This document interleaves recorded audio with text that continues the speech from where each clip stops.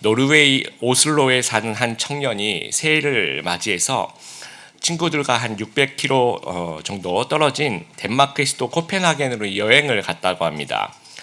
새해 파티가 이제 열려서 술을 엄청 마셨겠죠. 그래서 술에 취해서 이제 본인이 잠이 들었다고 생각했는데 이제 일어나 보니까 분명히 이제 덴마크의 수도 코펜하겐으로 여행을 왔는데 일어나 보니까 노르웨이에 자기 집이 들어가는 겁니다. 그래서 이게 지금 무슨 일일까 해서 이렇게 알아보니까 제가 이제 술에 취해서 이제 파티장을 이렇게 나온 거예요. 그래서 택시를 부른 거예요. 그래서 어디로 가실까요? 그러니까 집으로 갑시다. 그래서 집이 어딘데요? 그랬더니 노르웨이로 갑시다. 그래서 실제로 덴마크에서 스웨덴을 거쳐서 노르웨이까지 자기 집까지 이제 온 거예요. 한 600km를 택시 타고 온 거죠. 택시비만 한 300만 원 정도 나왔다라고 합니다. 여러분 우리 성도님들 주변 친구들에게 들은 또 술에 관한 여러 이야기들이 참 많을 것입니다. 오늘 본문은 술이라는 단어로 시작을 하고 있어요. 18절 앞부분을 보면 술에 대한 권면이 많습니다.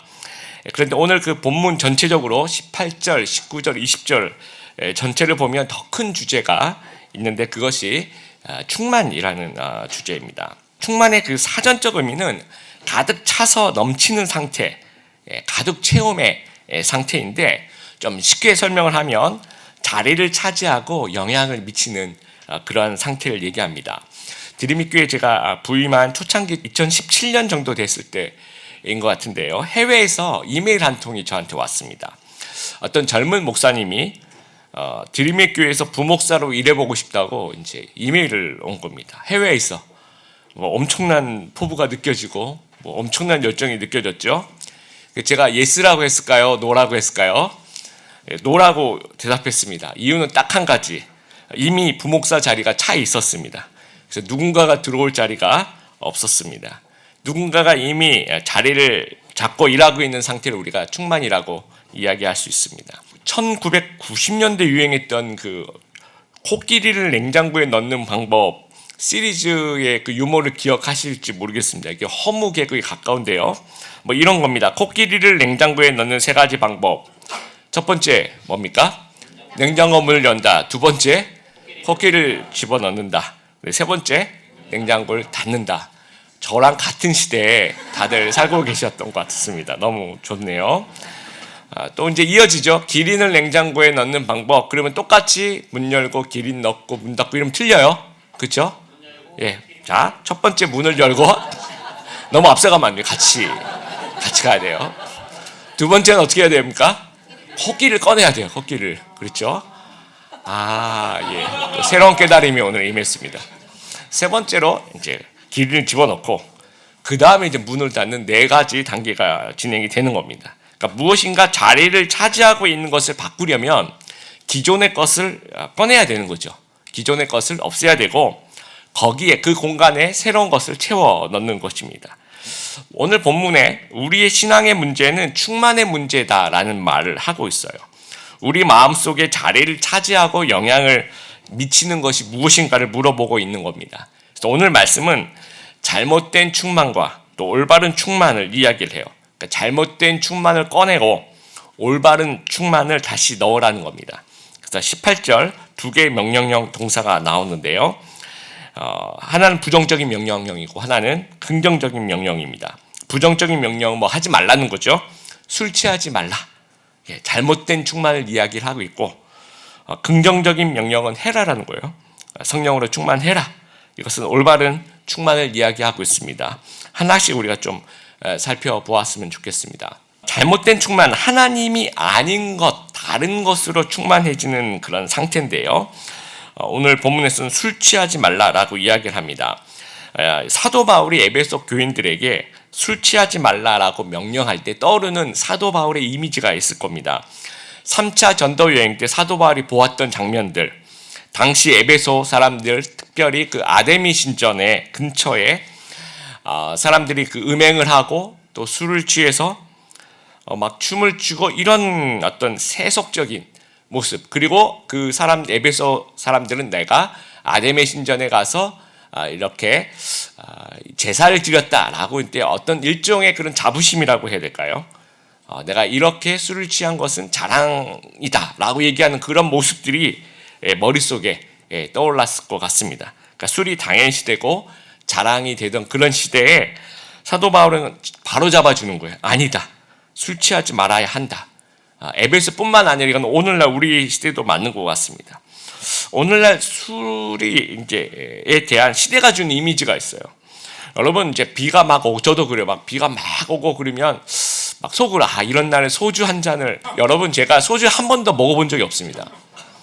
근데 이게 경험에 의해서 이게 돼야 되는데 한 번도 먹어보지 않는 사람이 왜 비 오는 날에 소주를 한 잔 해야 될까라는 생각이 들었을까요? 이거는 이제 교육을 받은 거죠. 어디서 교육을 받았습니까? 광고를 이렇게 보다 보니까 주입된 생각이 있는 거죠. 그러니까 상업이 심어놓은 만들어놓은 이미지가 있는 겁니다. 비가 막 오고 막 힘들게 일하고 그래서 퇴근해서 막 친구들과 연인들과 같이 막 한잔하고 막 기분 좋고 이런 이미지를 이제 광고가 만들어 놓은 거예요, 상업이. 근데 실제적으로 그렇진 않습니다. 여러분 그 술은 낭만적이고 세련되다라는 이미지를 막 심어줘요. 그래서 술 광고는 당대 그 탑 클래스 여배우들만 출연을 합니다. 요즘에 이제 최근 5년 동안 어느 여배우들이 나왔는지 좀 보니까 아이유, 수지, 한소희, 카리나 이런 배우들입니다. 근데 여러분 술은 전혀 낭만적이지 않습니다. 불금, 불토, 강남역이나 홍대 거리 여러분 가시면 정말 낭만적이지 않고 무질서하고 지저분합니다. 인간극장이 아니라 동물의 왕국 같은 그런 느낌입니다. 또 술은 대화를 풍성하게 한다라고 오해를 하는데 실제로 오히려 대화가 더 어렵습니다. 했던 말 또 하고 또 하고 오히려 더 싸우는 것 같아요. 막 대들고 반말하고 막 시비를 걸고 울고. 또 술은 괴로움을 없애준다라고 생각하는데 술로 인해서 더 큰 괴로움이 생길 수 있습니다. 아까 그 택시비 300만 원 그런 것도 있겠죠. 또 숙취 때문에 또 이제 사고가 일어나기도 합니다. 그러니까 왜 사실과 다른 이미지를 만들어냅니까? 그러니까 술을 소비시켜서 돈을 벌려고 왜곡하고 포장하는 것입니다.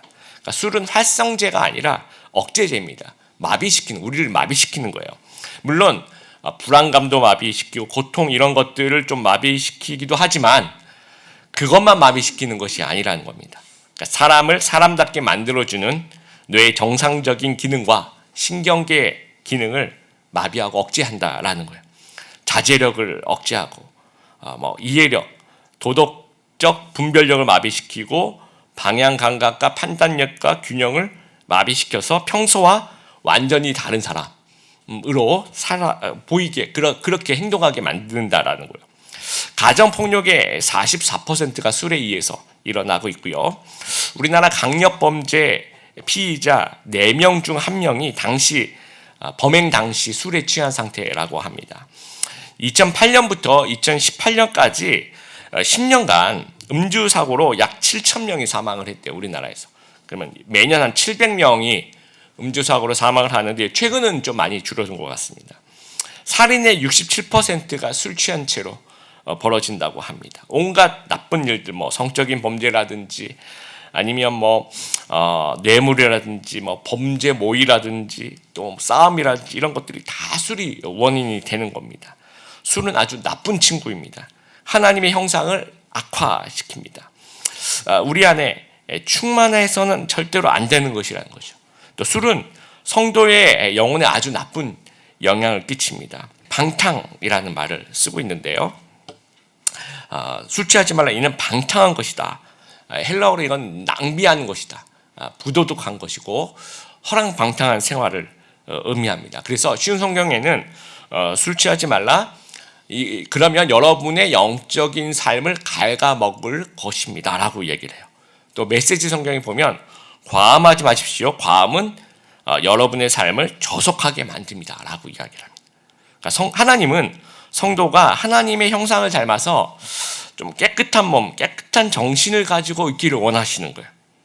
그래서 로마서 13장 13절 다시 한번 읽어보겠습니다. 시작. 낮에 활동하는 사람처럼 단정히 행동합시다. 난잡한 유흥을 즐기지 말고 술 취하지 마십시오 라고 경고를 하고 있어요. 베드로전서 5장 8절에 개역개정에는 근신하라 깨어라고 되어 있는데요.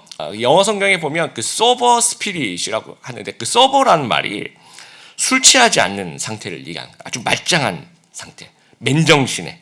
그러니까 잠시라도 인간이 우리 스스로를 컨트롤이 안 되는 상태가 되면 안 된다는 거야.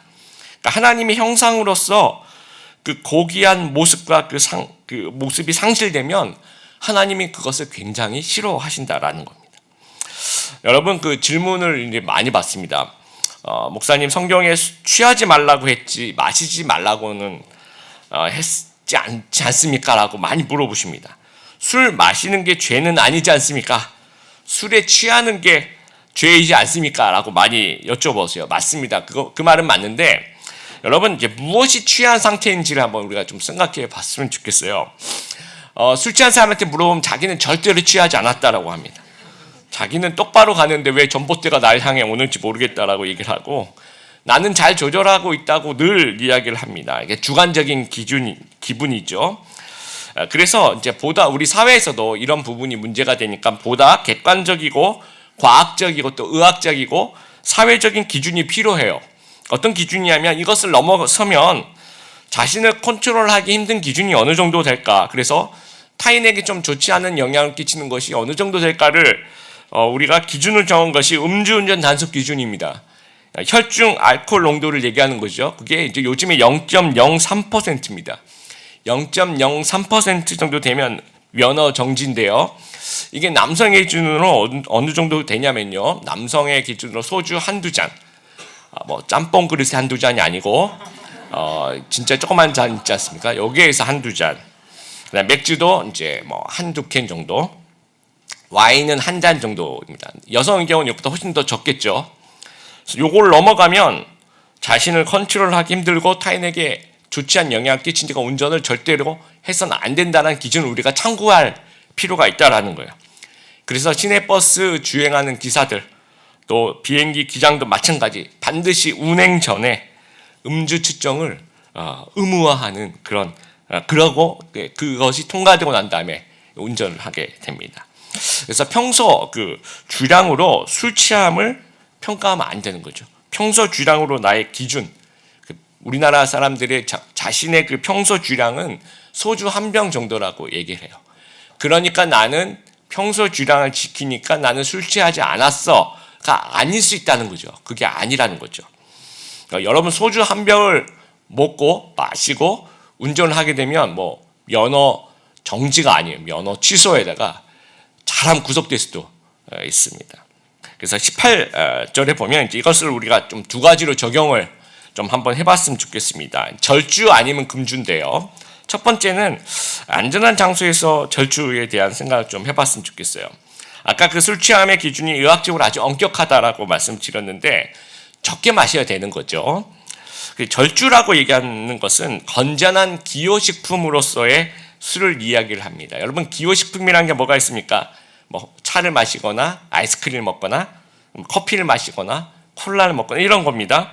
그래서 여러분이 커피나 아이스크림 먹으면서 뭐 러브샷하고 커피를 마시면서 뭐 게임 같은 걸 하거나 커피를 다 마시고 확인을 이렇게 하진 않죠, 그렇죠? 왜 그렇습니까? 그냥 기호식품인 거예요. 건전하게 그냥 즐기는 것입니다. 술도 이제 이와 같이 건전하게 좀 기호식품으로서 절주가 되어야 된다는 거죠. 진정한 의미에서 즐기는 것은 중독되지 않아야 됩니다. 나는 술을 꼭 먹어야 돼. 모든 그 무엇을 할 때 술이 없으면 안 돼. 그거는 이제 중독이라는 말이죠. 나는 안 먹어도 전혀 상관없어. 뭐 실제로도 드물게 마시고 있거나 이러면 이제 즐기는 것이 되는 겁니다.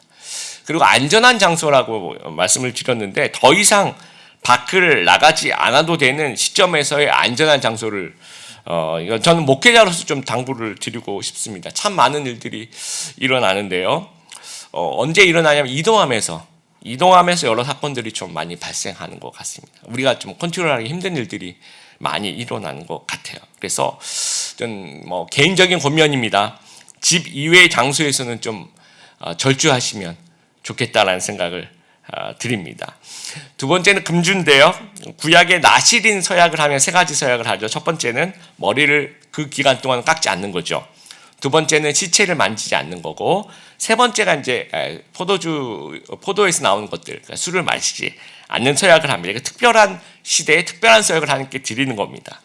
오늘날 이제 대한민국에 좀 필요한 모습이 아닐까 생각해요. 왜냐하면 우리 사회가 너무 억압된 사회에 살다 보니까 스트레스를 해소할 마땅한 그런 곳이 없으니까 이제 술이 일종의 그 해방 통로가 되는 거예요. 그래서 아주 분별 없이 좀 분출이 되는 그런 부분들이 있습니다. 그래서 경찰이 주폭과의 전쟁을 벌이는 나라는 우리나라밖에 없지 않을까. 술을 마시면서 넥타이를 머리에 매는 유일한 민족이 우리나라가 아닐까 생각합니다. 모든 모임이 술자리인 나라, 송년회도 술자리, 생일 파티도 술자리, 친구 모임도 술자리, 모든 대학의 모든 동아리는 다 술 모임이고, 이런 나라는 아마 우리나라밖에 없지 않나 싶습니다. 그렇기 때문에 우리나라에 맨정신의 사람이 필요하다라는 거예요. 한국 초대교회 모습이 그렇습니다. 1800년대 조선을 방문했던 그 외국인 여행자들의 기록을 보면 조선하면 이제 이렇게 기록에 남아 있는 모습이 술 취해서 그런 주태를 부리는 그런 장면들이 굉장히 많이 묘사가 되어 있습니다. 왜냐하면 그때도 우리가 힘든 시기였던 것 같습니다. 그래서 기독교가 들어온 이후에 아주 금주를 굉장히 강조했습니다. 1900년대 감리교 장로교의 교회법에 의하면 술 마시는 교인은 징계와 출교를 했을 정도로 아주 엄격하게 지켰다라는 거예요. 그래서 그 당시에 국민 계몽 운동을 펼칠 수가 있었고요. 금주 운동을 통해서 기독교는 아주 깨끗한 이미지로 그 세상 사람에게 다가갈 수 있었고 사회의 기감이 되었다라는 겁니다. 그래서 우리가 가능하면 이 자발적인 나시린의 그 금주 운동에 우리가 좀 동참해서 시대를 밝히는 빛과 소금의 역할을 좀 잘 감당했으면 좋겠습니다. 올바른 잘못된 충만이 술 취함이며 올바른 충만은요 성령 충만입니다. 18절에 술과 성령을 대조하고 비교하죠. 비슷한 부분이 있는 거예요. 어떤 부분이 비슷합니까? 지배하는 힘이, 그러니까 술이 나를 지배하면 무절제와 방탕으로 가는데 성령이 나를 지배하면 절제와 거룩한 행실로 가는 거예요. 이런 지배하는 힘의 어떤 모습, 또 변화시키는 힘. 술이 나를 방탕한 사람으로 변화시키는데 성령이 나를 하나님의 사람으로 변화시켜 나가는 거죠. 그리고 18절에 성령의 충만을, 다음을 넘겨주세요. 성령 충만을 받으라라는 것은 현재, 복수, 수동, 명령형입니다. 현재는 단회적이 아니라 계속해서, 연속해서 지금도 성령 충만을 받으라는 거죠. 그 다음에 복수는 너 한 명이 아니라 여러 명, 그러니까 우리 모두에게 해당되는 그런 명령이라는 겁니다. 이 수동체라는 것은 이 성령 충만해 주신 하나님인 거죠. 그래서 하나님께 구해야 하는 겁니다. 하나님 앞으로 우리가 나아가야지 성령 충만을 받을 수 있다는 얘기고요. 명령형이라는 것은 받으면 좋고 안 받아도 괜찮은 그런 선택이 아니라는 거예요. 성도가 힘써야 할 의무이고 성령 충만하지 않은 삶은 명령 불복종의 죄라는 거예요. 자, 그러면 어떻게 성령 충만할 수 있을까요? 우리 19절하기 20절 보면 분사형이 4개가 나오는데 여러분 갑자기 영어 얘기가 나와서 또 트라우마를 자극할 수 있는데요. 우리는 그냥 다 동사예요. 근데 영어를 배울 때 이제 본동사가 하나 있으면 다른 것은 이제 뭐 조동사라고 해야 되나요? 그걸 때 꾸며주잖아요. 그렇죠? 뭐 투부정사 꾸며주기도 하고 ing 동명사가 꾸며주기도 하죠. 근데 이 구절에서 성령의 충만을 받으라, 이게 명령형이 하나가 이제 있는 거죠. 그리고 그 명령형 본동사를 꾸며주는 보조동사가 이 ing형이 4가지가 나오는 거예요. 화답하며, 노래하며, 찬송하며, 감사하며, 그렇게 성령 충만하라고 얘기하는 겁니다. 그러면 좀 비슷한 것들을 좀 묶어보면 19절에 화답하며, 노래하며, 찬송하며, 이건 다 같은 얘기예요. 찬양을 하면서, 그렇죠? 또 20절에는 감사하며, 이거는 감사를 하면서 성령 충만하라는 겁니다. 찬양을 통한 이 성령 충만을 보면요, 영어 성경에 이제 보면 뭐 이렇게 psalm, hymns and spiritual songs라고 되어 있는데 우리 개역기정에 시는 구약의 시편을 얘기하기도 하고 시편 같은 찬양을 얘기하는 겁니다. 또 찬송, 이건 하나님을 찬양하기 위해 지은 노래, 그리고 신령한 노래, 이것은 성령의 영감으로 만들어진 노래, 일반적인 성가를 얘기하는 겁니다. 근데 이것을 화답하며라고 돼 있어요. 서로 화답하며. 이제 원어로 보면 서로 스피킹, 말하라라고 돼 있어요. 이것은 아마 그 당시에 초대교회 공예배 시에 서로 나누어서 이렇게 교창이라고 해야 될까요? 선포하고, 우리도 찬양할 때 찬양팀이 한 구절하고 또 회중이 한 구절 같이 따라하고 이런 찬양들이 있지 않습니까? 아마 그때는 찬양으로도 그렇게 하고 말로도 그렇게 하고, 뭐 God is good, 그럼 이쪽에서 뭐 always 이렇게 왔다 갔다 하는 거 있지 않습니까? 뭐 그런 것들을 했던 것 같습니다. 그것이 찬양이죠. 또 마음으로, 형식적인 것이 아니라 성도들의 그 심령 깊숙한 곳에서 나와야 되는 것이어야 한다라는 것을 의미하는 겁니다. 얼마 전에 어느 성도님이 그 어느 교회가 좀 알아봐 달라고, 이게 이단인지 아닌지 좀 알아봐 달라고 그래서 저도 이제 그 교회를 좀 알아봤는데 굉장히 독특하더라고요. 일반적인 장로교가 아니었고요. 저도 처음 들어보는 교단에 속한 그런 교회였는데 그 교회의 굉장히 독특한 점이 그렇게 써 있더라고요. 우리 교회는 구약적 가르침이 아니라 신약적 가르침에 따라 예배 중 찬양을 부르지 않습니다. 그렇게 써 있더라고요. 그래서 저는 이게 무슨 말인가 했더니 그 교회는 예배 시간에 이렇게 찬양 시간이 없어요. 뭐 찬송가도 안 불러. 그러니까 찬양을 일절 부르지 않는다는 거죠.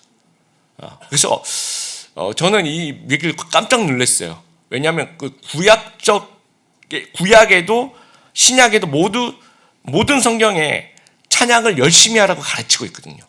근데 이분들이 가지고 있는 신약 성경은 우리가 가지고 있는 신약 성경과 다른가 하는 그런 생각이 들었습니다. 그래서 이 부분은 좀 성경적이지 않다. 그분들이 생각하는 것은.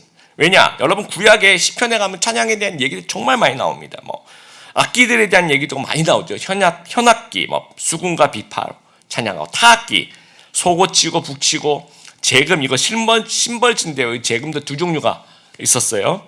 관악기, 나팔, 그 외에 많은 악기들을 가지고 또 손뼉을 치면서 찬양하고, 목소리로 찬양하고, 춤추며 찬양하고, 엎드리거나 무릎을 꿇고 손을 들고 찬양하는 수많은 형태들이 구약 성경에 나오고 있어요.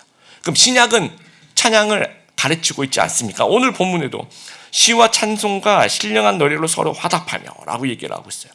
또 골로새서 3장 16절 17절도 정말 비슷합니다. 오늘 말씀하고 제가 읽어볼게요. 시와 찬송과 신령한 노래를 부르며 감사하는 마음으로 하나님을 찬양하고.